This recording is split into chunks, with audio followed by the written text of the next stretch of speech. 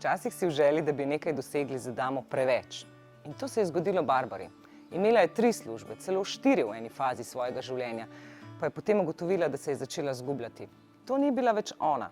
Zato je spakirala kovčke in šla. In takrat se je zares začela njena zgodba odvijati. Začela je iskati svojo pravo Barbaro.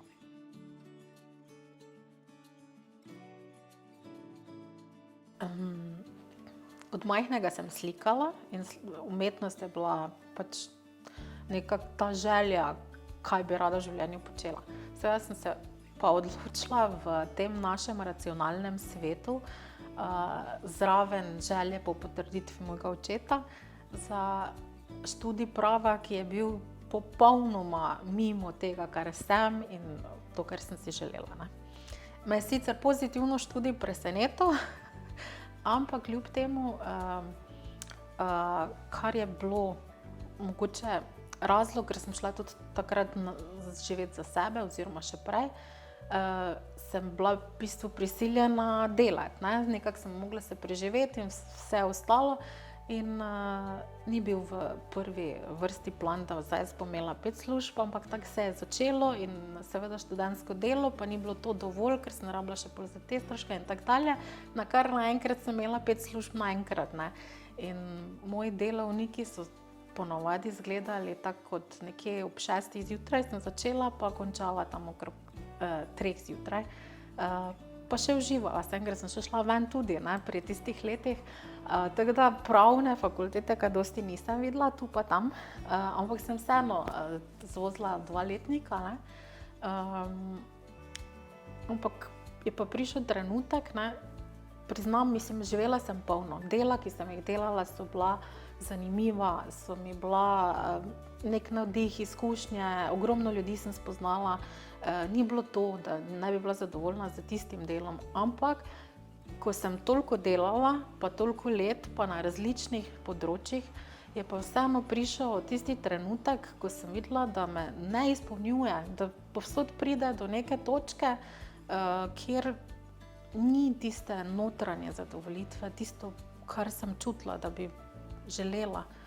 In zraven vsega življenja, ki sem si ga ravno menda tako uredila, da je postajalo vedno lažje, vedno bolj udobno, je pa res meni začel kričati tisti glas mene, prave Barbare, tiste Barbare, ki sem zmeraj bila, da če zdaj ta trenutek ne spremenim, pa naredim nek korak, bo tista Barbara umrla. In ko sem ta klic slišala, sem res menda iz danes na jutri naredila spremembe, tako da sem pustila študij, vse službe, fanta, prodala avto, poravnala, kaj sem še imela, kupila nahrbtnik, gojzarje, pa menda 2 majčki, ene hlače in sem šla letalsko karto do Brazilije, Rija, pa nazaj čez 1 leto iz Mehike, ampak to pa je tudi to. V bistvu sem šla brez denarja in sem rekla nič. Mislim, kaj bo, moram iti. In to je bil v bistvu najboljša odločitev, kaj sem lahko v življenju naredila.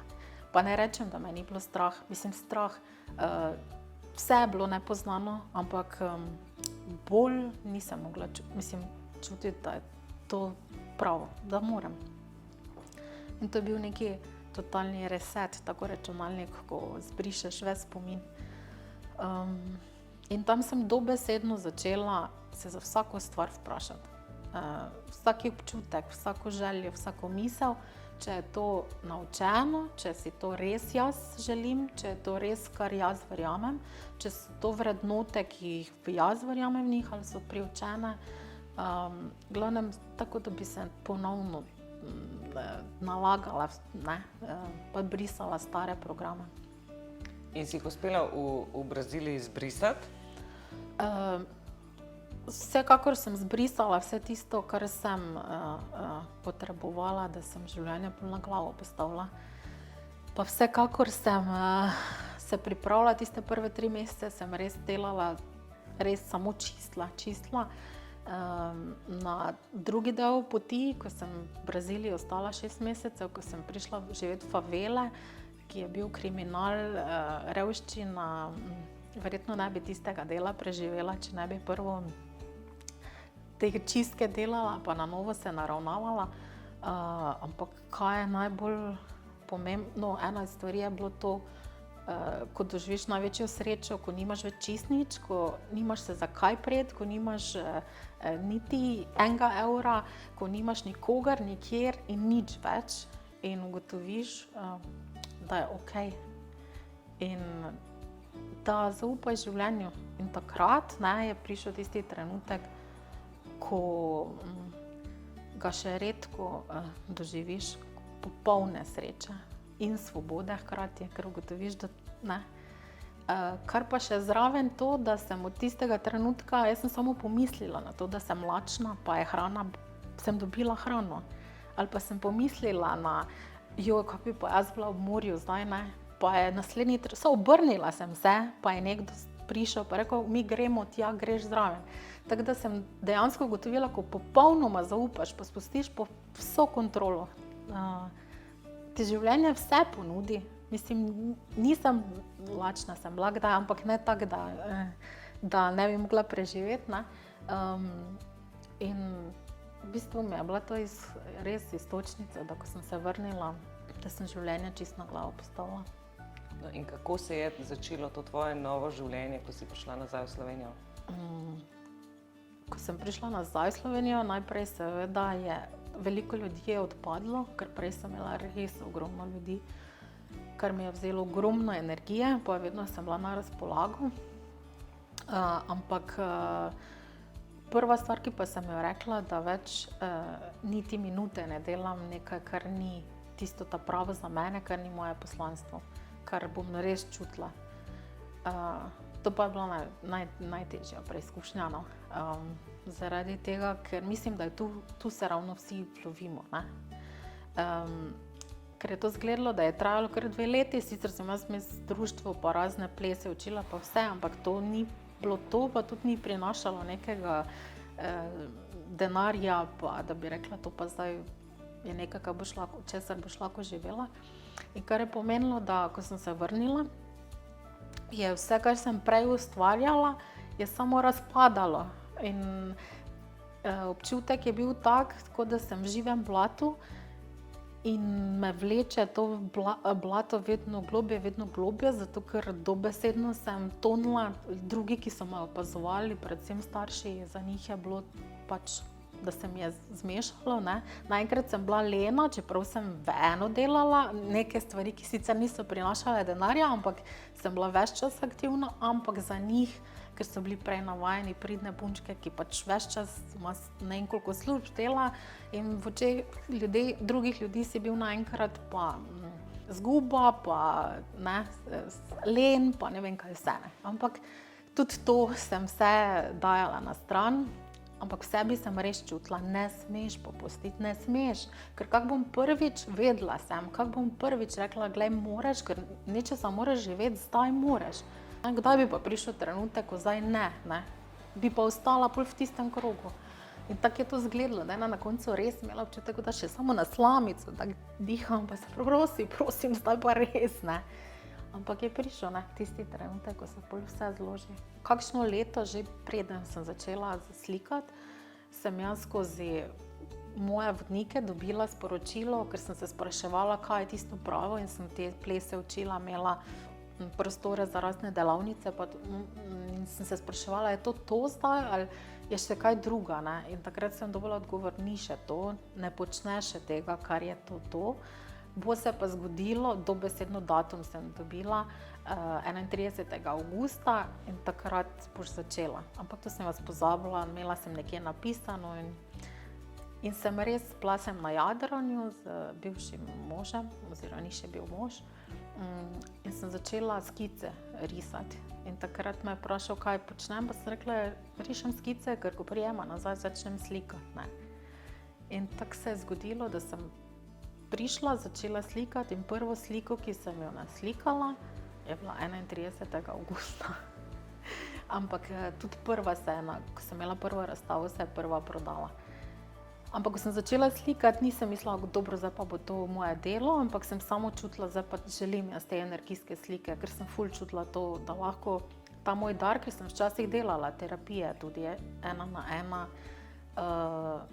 sem začutila, da lahko to združim skozi moje ljubezen do slikanja, pa te terapije v eno in pride do nekega samozdravljanja skozi sliko. In sem pač to začela delati in se je samo začelo odvijati.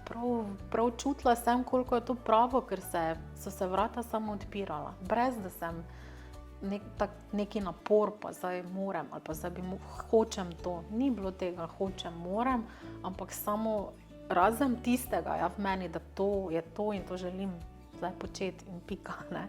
Našla sem se v tistem, res to pa je za to. In pol se je vse ostalo začelo razvijati. Ampak bi lahko zdaj recimo za konec rekla, da si na nek način uspešna, srečna ženska? Zdaj bi definitivno rekla, da sem srečna, uspešna ženska. Dejansko že leta res čutim to izpolnjenost. Predvsem se počutim, da sem res to, kar sem in mislim, lepo je biti to, da si lahko to, kar si in manjši napor, da se moraš truditi in prilagajati družbi ali pa tistim pričakovanjem drugim in to je najbolj osvobajajoče menda v življenju. In pol, ko živiš to, kar si, dosti stvari postane zelo enostavnih, veliko stresa odpade. Najlepše je to, ko uživaš v tem, kar počneš, ker več ni to delo, ampak je to, karkoli bi zdaj počel, je bolj neke vrste ustvarjanje, izražanje sebe, izpolnjenost, polno življenje, pa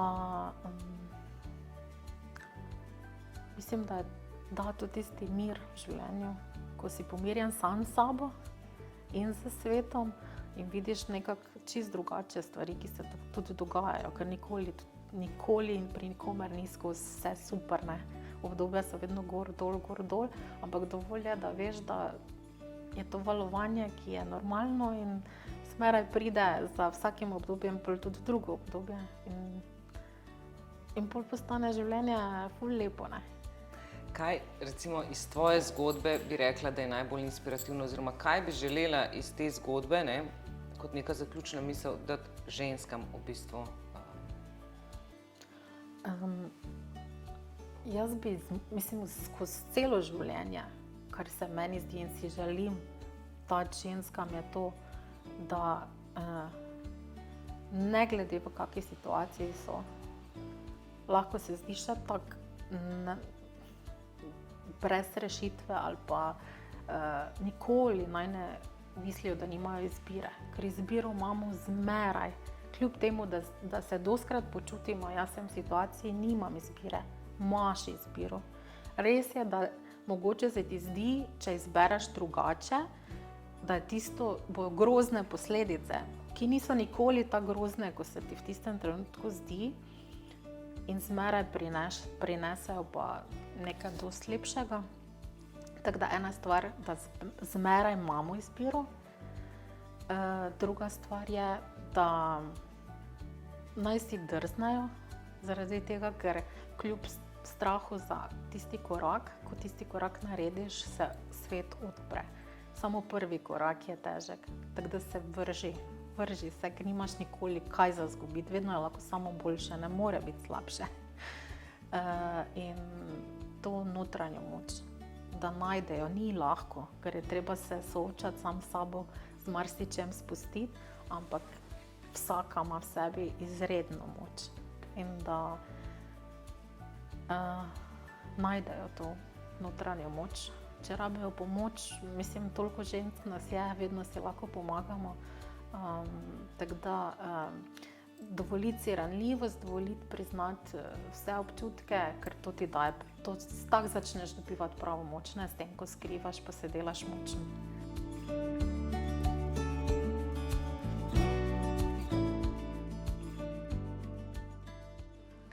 življenju imamo vedno možnost izbire. Izberemo lahko, na kakšen način bomo živeli. In ravno to dokazujejo zgodbe izjemnih in močnih žensk. Če imaš tudi ti takšno zgodbo, ki lahko inspirira koga drugega, ali pa mu samo pokaže pravo pot, potem nam piši, spodaj je vse zapisano. Sicer pa si zapomni eno stvar. Vedno si najmočnejša takrat, ko pokažeš svojo šibkost.